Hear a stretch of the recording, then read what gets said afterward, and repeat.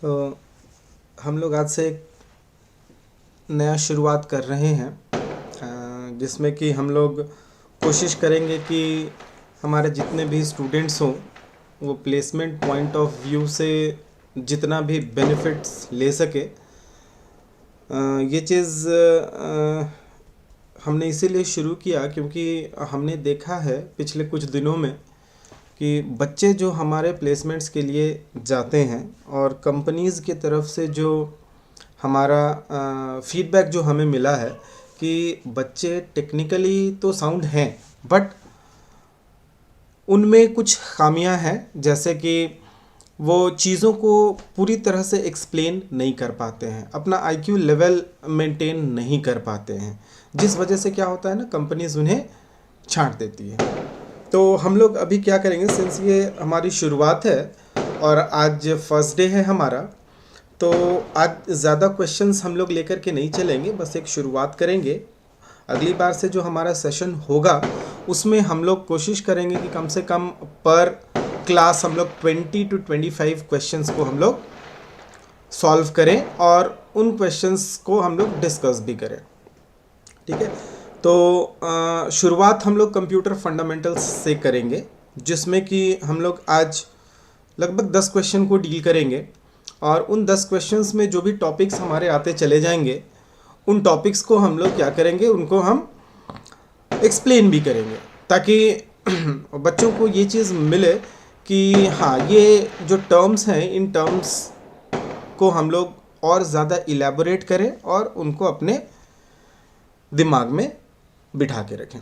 ठीक है, तो जैसे कि हम लोग सभी कोई जानते हैं कि कंप्यूटर में जो सबसे पहला आने वाला सवाल ये होता है, वो होता है कि what is computer and who invented या हु डिज़ाइंड कंप्यूटर। तो हम लोग इसमें शुरुआत कर रहे हैं। सबसे पहला क्वेश्चन जो आज हम लोग डील कर रहे हैं कि who is the father of computer. तो हम लोग सभी कोई जानते हैं कि फादर ऑफ कंप्यूटर कौन है, तो आप लोग अपना असेसमेंट करते चलिए। हमने ऑल्दो चैट वैसे ऑप्शन बेस्ड इनेबल्ड हमने नहीं किया है कि आप लोग अपना ऑप्शंस दे सकें और उसको हम लोग डिस्कस कर सकें, तो आप लोग अपना असेसमेंट करते चले जाइए। एट द एंड आप देखिए कि कितना आंसर्स आया है, हम लोग डिस्कस करते चलते हैं। तो ये जो क्वेश्चन है फादर ऑफ कंप्यूटर, ये किनको बोला गया है? फादर ऑफ कंप्यूटर बोला गया है चार्ल्स बेबेज को। जब इनिशियली कंप्यूटर्स बनना स्टार्ट हुआ था तो इन्होंने क्या किया था, चार्ल्स बेबेज ने क्या किया था, सबसे पहला जो हमारा कंप्यूटर था जिसको कि मैकेनिकल कंप्यूटर के नाम से जाना गया था, जिसको अगर बोलें कि क्या नाम दिया गया उसको, तो it was analytical engine. Analytical engine नाम से 18th सेंचुरी में इन्होंने बनाया था, 1822 के आसपास में इन्होंने बनाया था, है ना। और वहीं से इनका नाम जो है वो आने लगा कि he is considered to be the father of computers. Okay, तो यहाँ पे हम लोग जेम्स गॉसलिन का नाम जैसे देख रहे हैं, जेम्स गॉसलिन, ये भी हम लोग याद करके चलते हैं कि इनको किस लिए फेमस है, ये इनको किस लिए जाना जाता है, इनको जाना जाता है जावा के लिए। जेम्स गॉसलिन ने जावा लैंग्वेज बनाया जो कि सन माइक्रो सिस्टम का बहुत ही कॉमन और बहुत ही फेमस लैंग्वेज है। दूसरी बात, डेनिस रिची। डेनिस रिची ने क्या बनाया? डेनिस रिची ने भी एक लैंग्वेज बनाया जिसमें कि हम लोगों ने जैसे सी स्टाइल लैंग्वेज की बात करते हैं तो ए बी सी जिस तरह से जाते हैं, तो डेनिस रिची ने बनाया सी लैंग्वेज, उसको एनहांस किया बर्नार्ड स्ट्रासट्रॉप ने, जिन्होंने C++ दिया। ठीक है, तो ये हमारा फर्स्ट क्वेश्चन था जिसमें कि बहुत वैसा कुछ नहीं था। आज के क्वेश्चंस वैसे नहीं होंगे, आज बहुत ही एकदम सिंपल सा साधारण सा क्वेश्चन होगा। कॉम्प्लेक्सिटी धीरे धीरे जैसे जैसे हम लोग अपना डिस्कशंस बढ़ाते जाएंगे वैसे वैसे कॉम्प्लेक्सिटी लेवल हम इंक्रीज करते चले जाएंगे। ओके, तो हमारा दूसरा क्वेश्चन जो है, हमारा दूसरा क्वेश्चन है कि which of the following is correct abbreviation of computer. Abbreviation मतलब फुल फॉर्म, कंप्यूटर का फुल फॉर्म ऐसे नोन फैक्ट में कंप्यूटर का फुल फॉर्म वैसे हम लोग नहीं बोलते हैं, बट आ गया है, टेक्निकली बोला जाता है कि कंप्यूटर है क्या। तो आप लोग अगर याद हो तो इसको थोड़ा सा रिकॉल कर लें। तो इसमें फर्स्ट ऑप्शन है commonly occupied machines used in technical and educational research. Commonly occupied machines, सबसे बड़ी बात है कि ऑक्यूपाइड मशीन्स हम क्यों बोलेंगे, वाई ऑक्यूपाइड मशीन्स। जब भी हम कंप्यूटर की बात करते हैं तो कंप्यूटर ऑन करने की बात करते हैं, उसमें कुछ काम करने की बात बोलते हैं, ठीक है। तो उसमें ऑक्यूपेंसी वाली बात नहीं आती, उसमें ऑपरेशंस वाली बात आती है, ठीक है। तो ऑपरेशंस वाली बात आती है तो सेकेंड ऑप्शन देखते हैं, commonly operated machines used in technical and environmental research. Technical तो चलिए ठीक है, environmental research, why only environmental research. कोई ज़रूरी नहीं है कि सिर्फ इन्वायरमेंटल रिसर्च ही हो गया, उसमें हम लोग क्या करते हैं, मेनली एजुकेशन की बात करते हैं और एजुकेशन के टर्म में वो इन्वायरमेंट हमारा इंक्लूड हो जाता है, ठीक है। तो चलिए आगे थर्ड ऑप्शन हम लोग देखते हैं। Third is commonly oriented machines used in technical and educational research. तो technical and educational research is okay, but oriented machines, यहां पे हम लोग क्या कर रहे हैं, ओरिएंटेड मशीन्स नहीं, हमने पहले ही डिस्कस किया कि ऑक्यूपाइड नहीं होगा, ओरिएंटेशंस बनाने वाली कोई बात नहीं होगी, ऑपरेट करने वाली बात होगी, हम लोग इसको ऑपरेट करेंगे। तो ये क्या होगा, डी ऑप्शन सबसे सूटेबल ऑप्शन यहां पर होगा हमारा। क्या चीज, तो commonly operated machines used in technical as well as educational research, जिसमें कि जितने भी तरह के रिसर्च बेस्ड टास्क होंगे वो सारे इंक्लूड हो जाएंगे, ओके। चलिए तो नेक्स्ट हम लोग चलते हैं। नेक्स्ट हो गया हमारा थर्ड क्वेश्चन।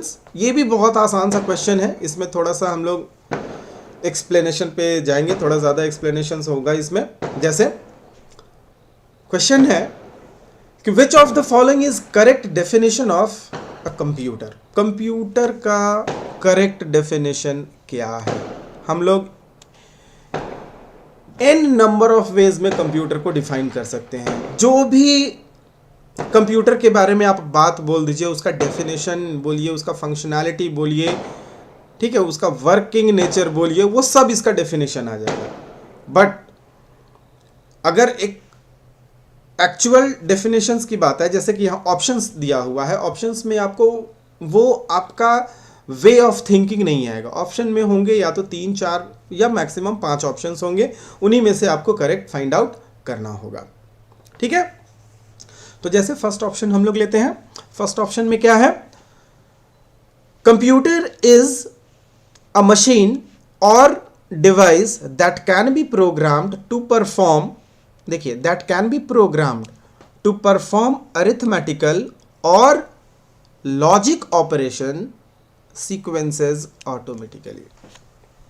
यानी कि क्या क्या कर रहा है, कंप्यूटर एक ऐसा मशीन है, एक ऐसा डिवाइस है जिसको कि हम प्रोग्राम करते हैं, मतलब हम इंस्ट्रक्शंस पास करते हैं कंप्यूटर में, हार्डवेयर में रेदर, है ना।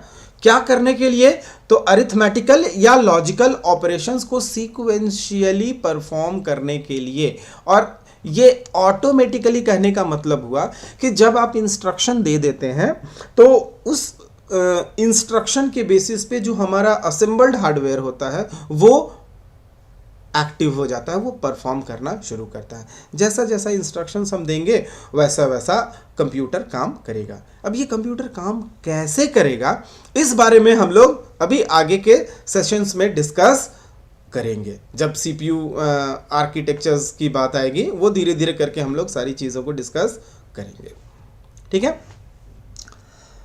दूसरा ऑप्शन पे हम लोग चलते हैं, बी ऑप्शन पे। बी ऑप्शन क्या है, बी ऑप्शन है computer understand only binary language which is written in the form of zeros and ones. भाई ये ऑप्शन तो बिल्कुल भी सही है। फर्स्ट ऑप्शन जैसे हमने अभी डिस्कस किया, फर्स्ट ऑप्शन तो सही है। सेकेंड ऑप्शन की बात करें कि कंप्यूटर सिर्फ 0 एंड 1 समझता है, बिल्कुल सही बात है, क्योंकि कंप्यूटर को इंटरमीडिएट इफेक्ट वाली बात नहीं होती है। कंप्यूटर के लिए या तो चीज़ें सही होती हैं या चीज़ें गलत होती हैं। तो यही सही और गलत को कंबाइन करके जिसको कि हम लोग जीरोज एंड वन को हम लोग क्या बोलते हैं, बाइनरी कोड बोलते हैं, बाइनरी रिप्रेजेंटेशन बोलते हैं, बाइनरी लैंग्वेज बोलते हैं। उसी भाषा में कंप्यूटर समझता है चीज़ों को।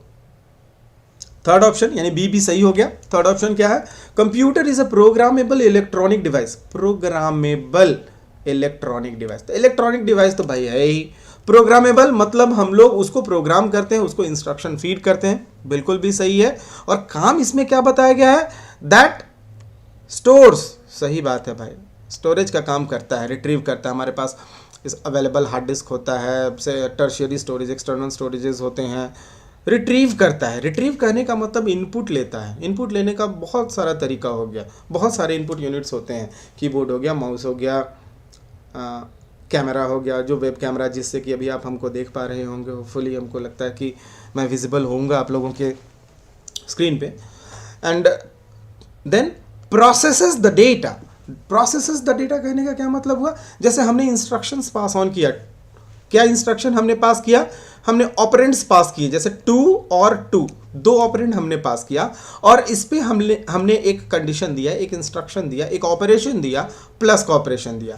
तो सीपीयू क्या काम करेगा ना, आपके इस इंस्ट्रक्शन को इन दोनों ऑपरेंड्स पे परफॉर्म करेगा, और परफॉर्म करने के बाद इनका एक जो कॉमन रिजल्टेंट होगा based on the instructions given by you, उस इंस्ट्रक्शंस को वो परफॉर्म करके आप तक एज आउटपुट प्रोवाइड करवा देगा।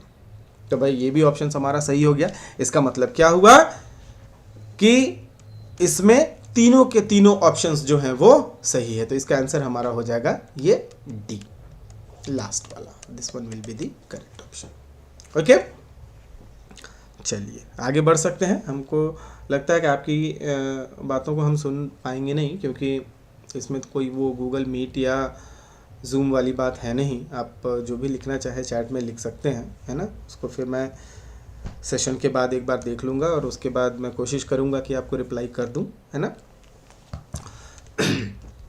फाइन, चलिए फोर्थ क्वेश्चन पे चलते हैं। फोर्थ क्वेश्चन क्या है, बहुत ही आसान सा क्वेश्चन है ये हमारा, कि what is the full form of CPU. Guess कीजिए क्या हो सकता है। रादर ये गेस करने वाली बात है नहीं, क्योंकि हमने इसको अभी तक वैसा ग्लोबलाइज किया नहीं है कि हम बोलें कि गेस करिए। सिंस हमने ये मेनली अपने स्टूडेंट्स के लिए बनाया है, बेसिकली अभी जो एमसीए के स्टूडेंट होंगे वही देख पा रहे होंगे, तो उनके लिए तो ये मतलब क्या कहें, सोचने वाली तो कोई बात ही नहीं होगी कि वो सोचेंगे कि भाई सीपीयू होता क्या है ना। तो आपके लिए ये करेक्ट होना बहुत ही ज़रूरी है कि सीपीयू होता क्या है। सबसे पहला ऑप्शन है कंप्यूटर प्रोसेसिंग यूनिट। क्या कंप्यूटर प्रोसेसिंग यूनिट होता है? नो, ये कंप्यूटर प्रोसेसिंग यूनिट नहीं होता है। इसको हम लोग ना ब्रेन ऑफ कंप्यूटर भी बोलते हैं, हम लोग सभी कोई जानते होंगे। CPU is the brain of computer. Okay, तो फर्स्ट ऑप्शन तो नहीं हुआ। दूसरा क्या है, कंप्यूटर प्रिंसिपल यूनिट। प्रिंसिपल, यहाँ ये कोई आर्किमिडीज थोड़ी ना है, ये कोई पाइथागोरस थोड़ी ना है जो कि वो प्रिंसिपल देने के लिए आएगा। सबसे बड़ी बात तो है ना कि कंप्यूटर कुछ समझता ही नहीं है, बेवकूफ़ है पूरी तरह से। इसको कुछ भी अगर समझाना हो तो आपको ही इंस्ट्रक्शंस देने होंगे, भले ही वो बहुत फास्ट काम कर देगा, लेकिन जब तक आप उसको इंस्ट्रक्ट नहीं करेंगे तब तक वो काम नहीं करेगा।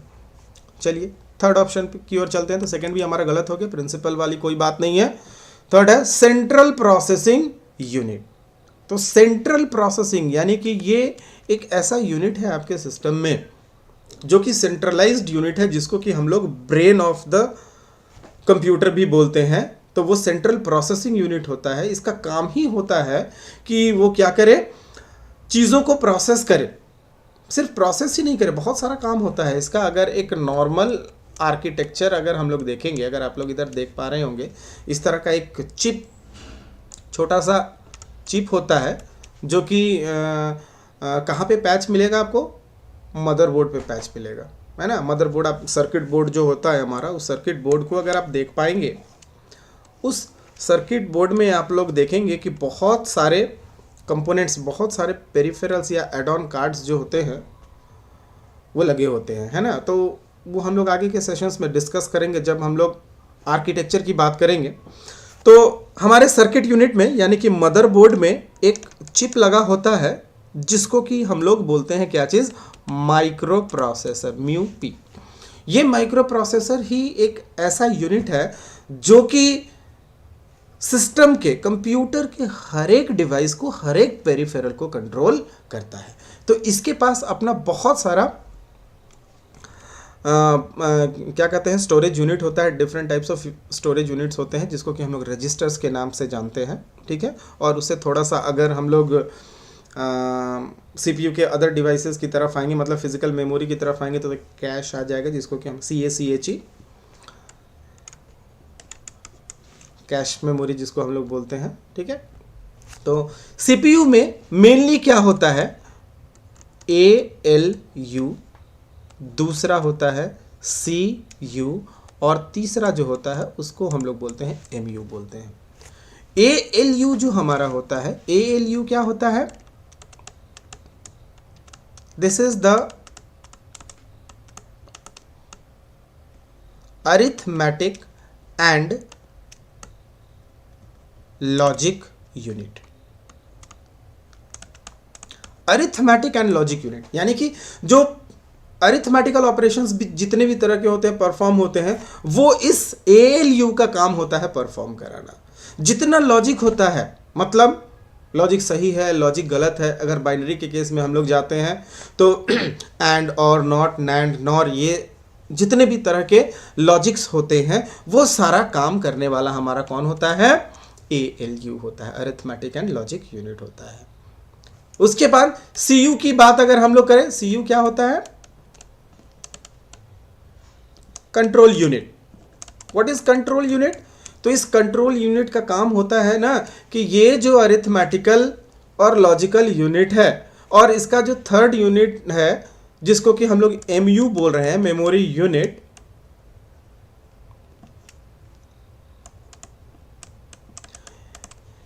इन दोनों को मैनेज करता है आपका कंट्रोल यूनिट। मैनेज मतलब किस तरह से मैनेज करता है, वो सारी चीज़ें हम लोग डिटेल्ड डिस्कशन करेंगे। फिलहाल के लिए जानेंगे कि कंट्रोल यूनिट है, पेरिफेरल कंट्रोल करने का काम करता है, मेमोरी यूनिट्स को कंट्रोल करने का काम करता है ताकि प्रोसेसिंग हो सके। और मेमोरी यूनिट, जैसे कि मेमोरी नाम से ही लग रहा है कि ये क्या काम करेगा, स्टोरेज का काम करेगा।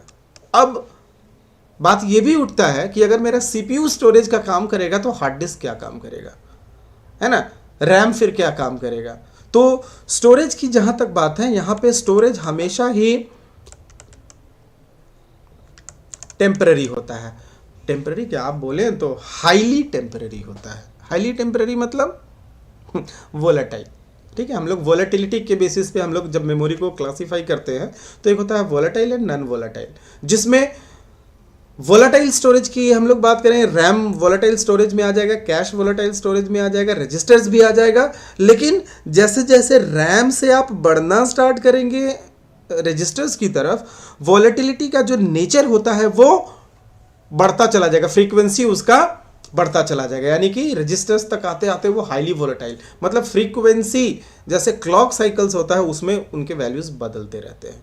तो जो मेमोरी यूनिट है CPU का, वो हाईली वोलेटाइल होता है और टाइम टू टाइम फ्रीक्वेंटली बदलता रहता है इंस्ट्रक्शंस के बेसिस पे। और फोर्थ ऑप्शन जो है हमारा कंट्रोल प्रोसेसिंग यूनिट, तो ये नहीं होगा, तो हमारा आंसर, सही आंसर क्या है इसमें, सेंट्रल प्रोसेसिंग यूनिट। इसका डिटेल्ड आर्किटेक्चर वगैरह भी हम लोग डिस्कस करेंगे आगे आगे। अगर आप लोग जुड़े रहें तो बेनिफिट मिल सकता है आप लोगों को, है ना। तो धीरे धीरे अभी हम लोग स्टार्ट किए हैं क्लासेस, 2 डेज स्टार्ट किए हैं, थर्सडे एंड संडे स्टार्ट किए हैं। आगे अगर आप लोगों का रिस्पांस अच्छा रहा तो इसको हम कोशिश करेंगे कि और भी 2 दिन एटलीस्ट बढ़ा दें। ओके, चलिए तो हम लोग आगे बढ़ते हैं, अपने 5th क्वेश्चन पे जाते हैं। 5th क्वेश्चन क्या बोलता है, 5th क्वेश्चन बोलता है कि which of the following language does the computer understand. कौन सा लैंग्वेज कंप्यूटर समझता है? क्या वो हिंदी समझता है, क्या वो इंग्लिश समझता है? नहीं, वो कुछ भी नहीं समझता। ना ही कंप्यूटर जावा समझता है, नहीं C समझता है, नहीं C++ समझता है। तो कोई भी चीज़ की बात कर लीजिए, C हो गया, C++ हो गया, जावा हो गया, .NET के कोई भी लैंग्वेजेस को आप उठा करके ले लें, पाइथन की आप बात कर लें, तो जवाब क्या होगा कि कंप्यूटर इनमें से किसी को भी नहीं समझता है। ठीक है, तो पहले इधर डिस्कस कर लेते हैं, उसके बाद फिर और हम लोग इधर आएंगे। तो पहला ऑप्शन इसमें है कि कंप्यूटर अंडरस्टैंड्स ओनली सी। ये भी एक मिथ होता है, ये आप मैं थोड़ा सा क्लियर कर देना चाहूँगा कि जिन बच्चों ने या जिन्होंने भी सी लैंग्वेज नहीं पढ़ा है वो और कोई लैंग्वेज नहीं पढ़ सकते हैं, ऐसा बिल्कुल भी नहीं है। हाँ, सी को एक तरह से बोलिए तो मदर लैंग्वेज माना गया है कि क्योंकि जो फर्स्ट और मोस्ट पॉपुलर लैंग्वेज था, प्रोग्रामिंग लैंग्वेज था, उसकी शुरुआत यूज़र फ्रेंडली वे में, फुल्ली मार्केटेड वे में, फुल्ली पॉपुलराइज्ड वे में सी की ही हुई थी। सबसे पॉपुलर लैंग्वेज था, बहुत ज़्यादा पॉपुलर हुआ था। बट ऐसा नहीं है कि अगर आप सी नहीं जानते हैं तो आप आगे के लैंग्वेजेस को नहीं पढ़ सकते, बिल्कुल भी आप पढ़ सकते हैं, है ना। तो कंप्यूटर सिर्फ सी समझता है, बिल्कुल भी नहीं, ये गलत जवाब। दूसरा, computer understands only assembly language. What is assembly language, ये जानना बहुत जरूरी है। असेंबली लैंग्वेज क्या है? This assembly language is a low level language, जिसमें कि हम लोग जैसे सी में प्रोग्रामिंग होता है वैसे हम लोग असेंबली लैंग्वेज में भी प्रोग्रामिंग करते हैं। इस असेंबली लैंग्वेज का कॉमन सा एक प्लेटफॉर्म बोलिए, फ्रेमवर्क बोलिए, या फिर क्या बोलते हैं, अप्लाइड सॉफ्टवेयर प्रोग्राम बोलिए, TASM टैज़म एंड मैज़म, ये जो दो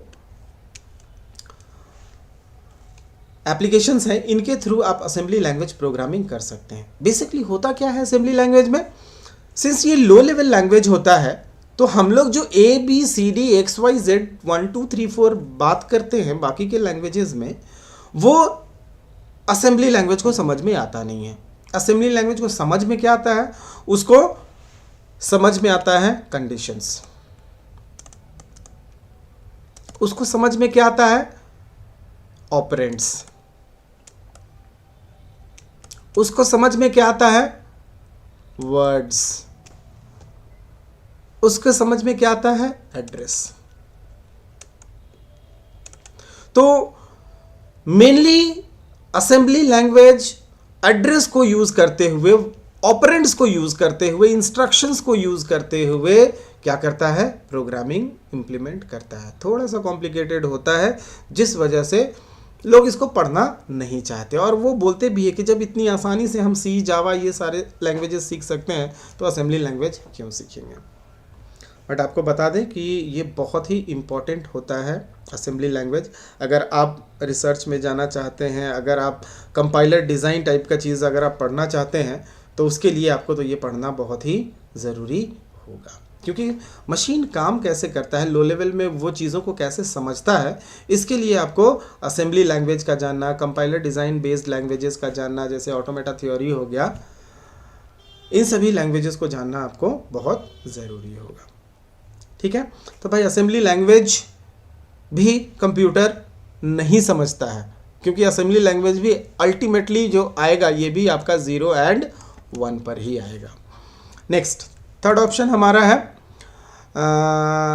computer understand only binary language. तो ये बात सही है, क्योंकि बाइनरी ही ऐसा लैंग्वेज है जो कि आपका बेस्ड है बिट्स पे, 0 and 1, truth and false bit पे बेस्ड है। और इससे पहले हम लोगों ने देखा था, एक क्वेश्चन आया था यहाँ पे देखिए, ये थर्ड वाला क्वेश्चन जो था, which of the following is the correct definition of computer, जिसमें हमने बी पॉइंट में देखिए, computer understand only binary language which is written in the form of zeros and ones. इसीलिए इसका आंसर क्या हो जाएगा कि computer understands only binary language. Basic नहीं, बेसिक तो बचपन में जब हम लोग थे, अब तो आज के डेट में तो बच्चों को भी नहीं पढ़ाया जाता, शायद हो या ना, मुझे नहीं लगता। तो बेसिक लैंग्वेज बहुत बढ़िया लैंग्वेज है, इंटरेस्टिंग लैंग्वेज है। अगर आपको इसका ऐप वगैरह मिल जाए तो देखिए करके, बड़ा मज़ा आएगा, है ना। चलिए नेक्स्ट क्वेश्चन में चलते हैं, 6th one. What is the 6th one? Which of the following computer language is written in binary codes only? सिर्फ बाइनरी में लिखा गया कौन सा है, बताएंगे मुझे? अभी इतना तो हम लोग डिस्कस कर लिए। ऑप्शंस में हमारे पास है पास्कल है, मशीन है, सी है, सी हैश या सी शार्प भी जिसको हम लोग बोलते हैं, तो कौन सा होगा?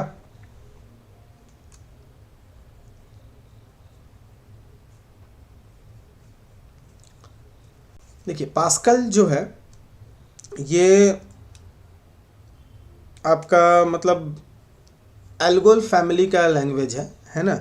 और पास्कल जो है ये कुछ कुछ सी का भी है, कंपाइलर इसका सी में लिखा गया है, बट लाइब्रेरीज इसका अपने में है ना।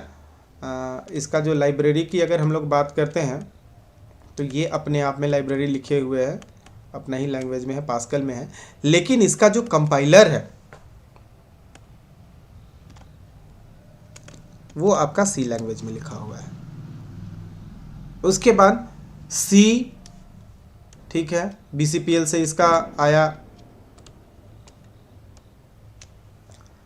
सी हैश सी लैंग्वेज का सी फैमिली में आ गया वो तो सी, उसके बाद एनहांसमेंट हुआ C++ हुआ, उसमें कुछ ज़्यादा एनहांसमेंट हो गया, माइक्रोसॉफ्ट ने बहुत सारा एनहांसमेंट किया, .NET टेक्नोलॉजी एक लेकर के आया और उसके बाद से आपका .NET बहुत ज़्यादा फ्लरिश हो गया, कॉमन हो गया, जिसमें एक और लैंग्वेज आपको मिला विजुअल बेसिक के साथ साथ C# लैंग्वेज मिला, जिसको कॉमनली हम लोग जानते हैं VB.NET एंड C# या C#.NET के नाम से जानते हैं, है ना।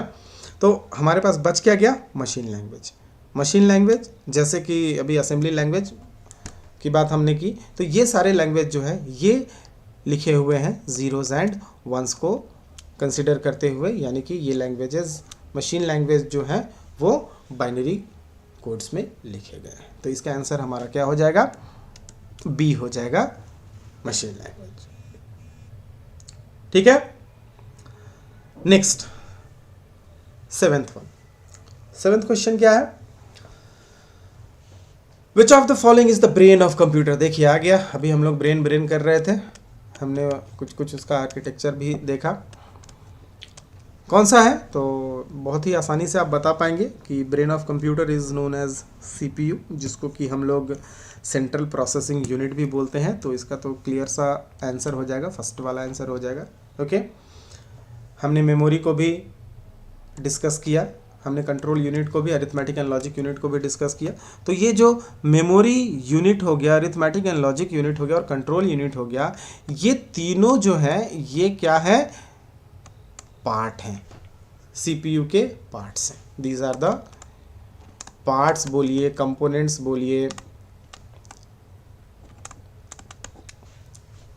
ओके, चलिए, तो ये बहुत आसान सा क्वेश्चन था। क्वेश्चंस तो आपको n number of questions available है वेब में, आपको बहुत सारे क्वेश्चंस मिल जाएंगे, लेकिन आप क्वेश्चन को आंसर करने के पीछे नहीं जाइए। क्वेश्चंस के जो ऑप्शंस हैं वो ऑप्शंस क्या बोलते हैं, उनका क्या रेलेवेंस है क्वेश्चन के साथ में, वो सारी चीज़ों को अपने दिमाग में उतारिए। हो सके तो अगर आपके पास बहुत वक्त अगर हो, जैसे कि अभी अगर हम बात करें कि सेमेस्टर 1 की स्टूडेंट्स की बात करें और जो स्टार्टिंग में है, स्टार्टअप्स जो कर रहे हैं, जो फाइनल ईयर्स में नहीं है, उनको तो मैं बोलूँगा कि कुछ टर्म्स आते जाते हैं तो उनका एक आप डिक्शनरी बना लें कि भाई कंप्यूटर हम पढ़ रहे हैं, कंप्यूटर साइंस में हमारे पास एक डिक्शनरी बोल करके हमने एक कॉपी बनाई हुई है। उस कॉपी में हम लोग हर रोज़ नए नए टर्म्स को मेंशन करते जाएंगे। सिर्फ टर्म्स मेंशन नहीं करेंगे, उन टर्म्स का क्या खासियत है ये भी हम मेंशन करेंगे, बस एक एक लाइन में। तो what, why and how. What मतलब अगर हमने बात की CPU की तो CPU है क्या, वाई माने CPU को हम क्यों यूज़ करेंगे, क्यों यूज़ करते हैं, क्या उसका रोल है, and the third one is how, कैसे यूज़ होता है वो। किसी भी टर्मिनोलॉजीज़ पे आप ये WWH को आप लगाएं और एक एक लाइन में उसको लिखते चले जाएं, आपका इतना स्ट्रॉन्ग डिक्शनरी बन जाएगा कि फिर उसको आप एक बार पढ़ लिया करेंगे तो कॉन्फिडेंस तो अपने आप में रहेगा। फिर उसके बाद आपको IQ बढ़ाने की खासतौर पे कंप्यूटर साइंस के फील्ड में आपको ज़रूरत नहीं पड़ेगी। और ड्यूरिंग योर टेन्योर, अगर मान लीजिए कि कोई अगर अंडर ग्रेजुएट कोर्स के बच्चे हैं 3 साल पढ़ेंगे, पोस्ट ग्रेजुएट MCA हैं, MSc IT हैं, वो लोग 2 साल पढ़ेंगे, तो ये 3 साल और 2 साल में इतना टर्म्स आपके पास आ जाएगा कि आप अपने आप में एक डिक्शनरी बन जाएंगे।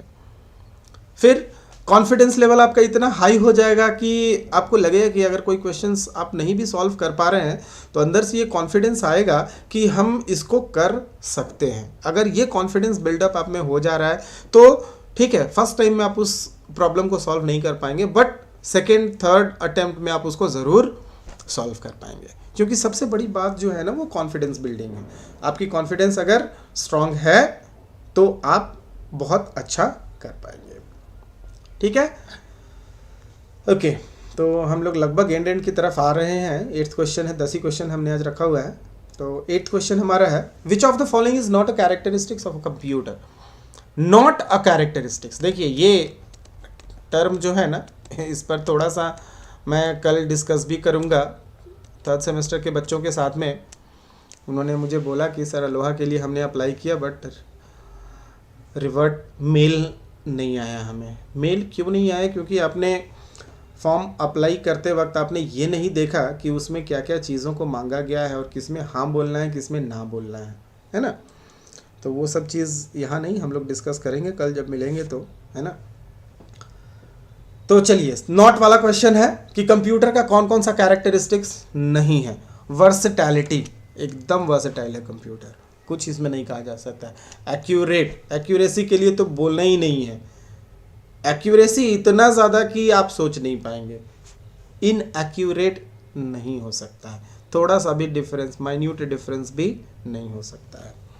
डेलीजेंस, बिल्कुल बहुत ज़्यादा डेलीजेंट है, मतलब एक तरह से बोलिए ना रोबोट है, रोबोट से भी ज़्यादा। Then 4th one, IQ। IQ क्या होता है? IQ किसके पास होता है? जो अपने आप सोचता है। अभी हम AI की बात हम लोग नहीं करेंगे, आर्टिफिशियल इंटेलिजेंस की बात हम लोग नहीं कर रहे हैं, है ना। लेकिन इन जनरल अगर कंप्यूटर की हम बात करते हैं तो कंप्यूटर का अपना कुछ भी IQ नहीं होता है। कंप्यूटर पूरी तरह से बेवकूफ़ होता है, ठीक है। बेवकूफ़ इन द सेंस उसके पास दिमाग है, उसके पास सबसे तेज़ दिमाग है, लेकिन उस दिमाग का इस्तेमाल कैसे करना है वो नहीं जानता है, ठीक है। अब जब वो दिमाग का इस्तेमाल करना जानता ही नहीं है तो लेमैन की तरह वो हो गया। इसीलिए हमने बोला कि वो बेवकूफ़ है। वो इंटेलिजेंट कब बनेगा? जब आप उसको इंटेलिजेंट बनाएंगे, जब आप उसको इंस्ट्रक्शंस प्रोवाइड करेंगे। तो जितना इंस्ट्रक्शन आप देंगे उतना ही वो काम करेगा, फिर उसके बाद वो एकदम चुपचाप आइडल बैठा रहेगा।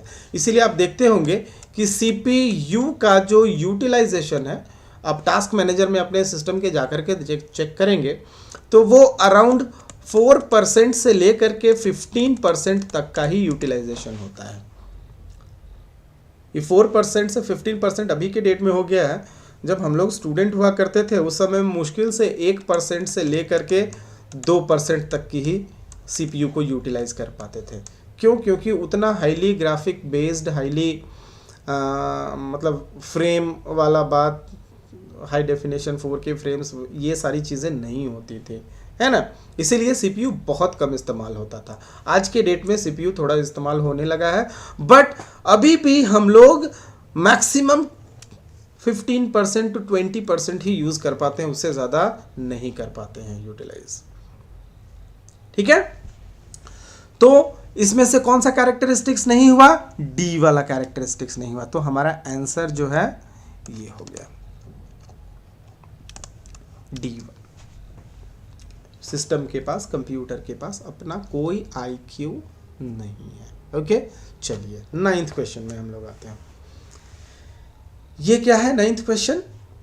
तो 9th क्वेश्चन बोलता है कि which of the following is smallest unit of data in a computer. हम लोग एकदम जानते हैं bit, byte, kilobyte, megabyte, terabyte, gigabyte, बहुत सारा डिनोमिनेशंस हैं, लेकिन सबसे स्मॉलेस्ट यूनिट क्या होता है? कोई बताएंगे? बिट होता है या किलोबाइट होता है या निबल होता है या बाइट होता है? देखिए यहाँ पर हम लोग ना कॉमन मिस्टेक करते हैं क्या, कि ये कॉमन मिस्टेक जो हुआ है ये इंटरनेट की वजह से हुआ है कुछ दिनों में, है ना। क्यों ऐसा हुआ है? क्योंकि हम लोग आजकल ना वो इंटरनेट स्पीड वाला भाषा बोलने लगे हैं। इतना MBPS का स्पीड है मेरा, ठीक है। तो ये जो MBPS वाला जो बात होता है ना, उसमें कॉमनली हम लोग क्या करते हैं ना, बाइट हमारे मुंह से निकलता है ना, एकदम अटरिंग होता है कि बाइट, इतना बाइट्स, उतना byte, kilobyte, megabyte, है ना। तो हम लोग बोलते हैं कि अगर सिर्फ बाइट है तो वो सबसे स्मॉलेस्ट यूनिट है। क्या ऐसा है? क्या बाइट सबसे स्मॉलेस्ट यूनिट है? बताइए आप लोग। नहीं, बाइट सबसे स्मॉलेस्ट यूनिट नहीं है। सबसे स्मॉलेस्ट यूनिट क्या है? बिट है सबसे स्मॉलेस्ट यूनिट।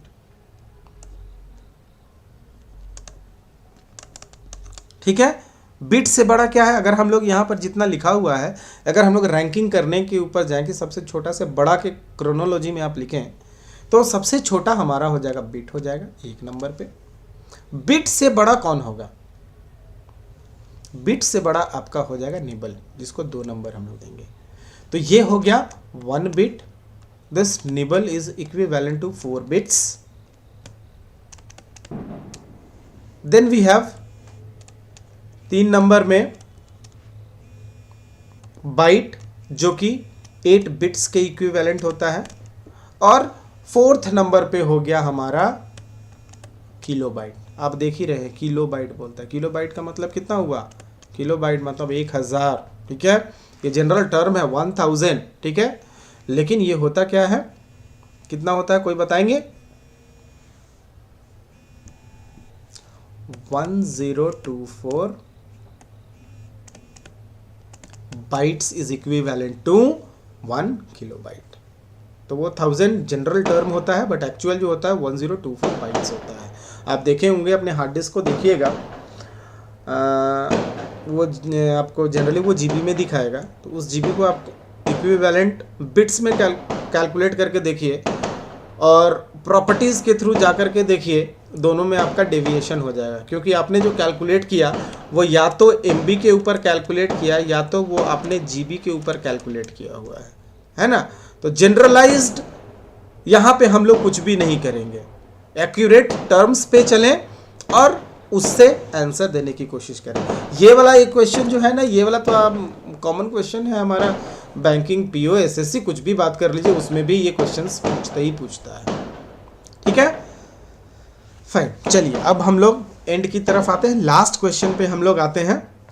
लास्ट क्वेश्चन हमारा क्या है?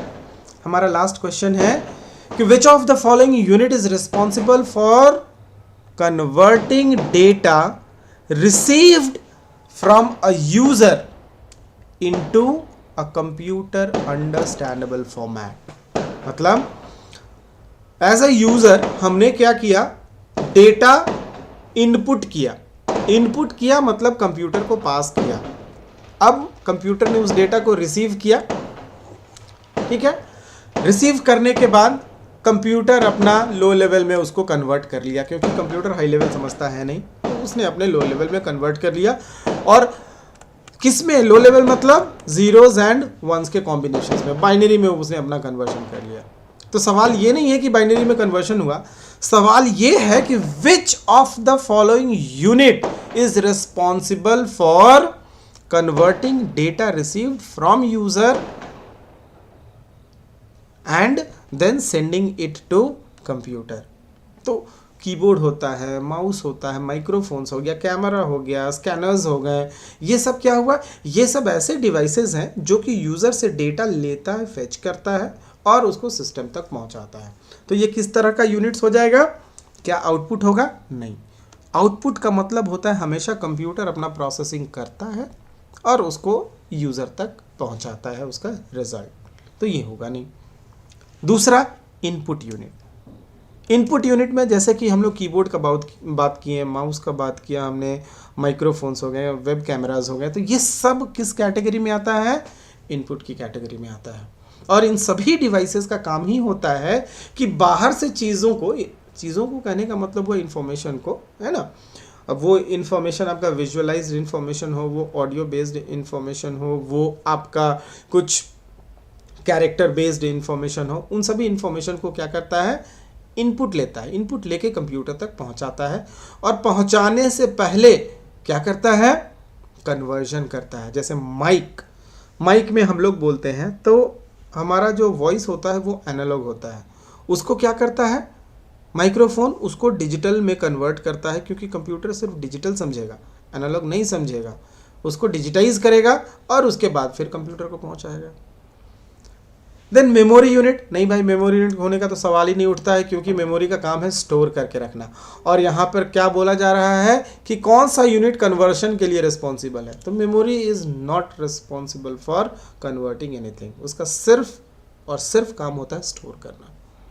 ठीक है, next arithmetic and logic unit. Arithmetic and logic unit, तो ये कब काम करेगा, ये थोड़ी ना डायरेक्ट काम कर लेगा, क्योंकि हमने ये वाला स्ट्रक्चर देखा था, याद कीजिए। ये इसको अगर हम लोग मदरबोर्ड बोलते हैं, इस मदरबोर्ड के ऊपर एक छोटा सा बेचारा सा एक चिप लगा है जो सबसे स्ट्रॉन्गर चिप है, माइक्रो प्रोसेसर। अब ये जो ALU जो है, ये ALU इसके अंदर लगा हुआ है। ठीक है, तो इस मदरबोर्ड पे, इस सर्किट पे जो चिप लगा है, उससे यूजर डायरेक्टली कैसे इंटरैक्ट करेगा, बिल्कुल भी नहीं कर पाएगा। तो ALU का तो बात ही नहीं है।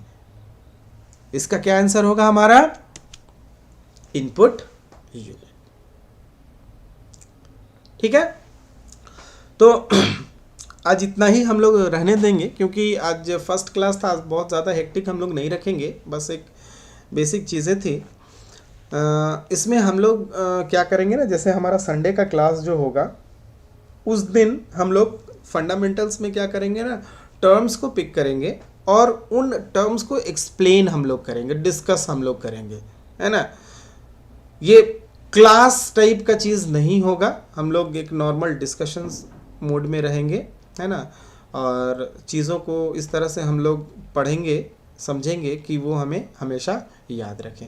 आप कोशिश करिए कि जो भी चीज़ आप देख रहे हो, पढ़ रहे हो, उसको विजुअलाइज किया जाए, माइंड में उसका एक पिक्चराइजेशन किया जाए, पिक्चर तैयार किया जाए, ये रैदर एक वीडियो तैयार किया जाए, ताकि वो चीज़ों को आप याद करके रख सकें। जैसे होता है ना कि कोई मूवी आती है, नई मूवी आती है, हम लोग चले जाते हैं मूवी देखने के लिए, फिर 2 घंटा मूवी हमने देखा, हो गया, 10 दिन बाद फिर याद करता है, यार हमने वो मूवी देखा था, उसमें ऐसा था, ऐसा था, ऐसा था, ऐसा था। तो लाइन बाय लाइन आपको वो मूवी के एक्ट्स याद होते हैं, कंडीशंस, सिचुएशंस याद होते हैं, लेकिन वही चीज़ आप आज अगर आप पढ़ लेते हो कि भाई ऑपरेटर क्या होता है और टर्नरी ऑपरेटर क्या होता है, 10 दिन बाद पूछा जाए, अरे हाँ ये पढ़े थे, इतना याद आ जाता है, बट वो ऑपरेट कैसे करता है, काम कैसे करता है, वो चीज़ हम भूल जाते हैं। क्यों भूल जाते हैं, क्योंकि हम लोग पढ़ते हैं, हम लोग पढ़ते हैं, हमारा करिकुलम होता है, हमारा सिलेबस होता है, बट इंडस्ट्री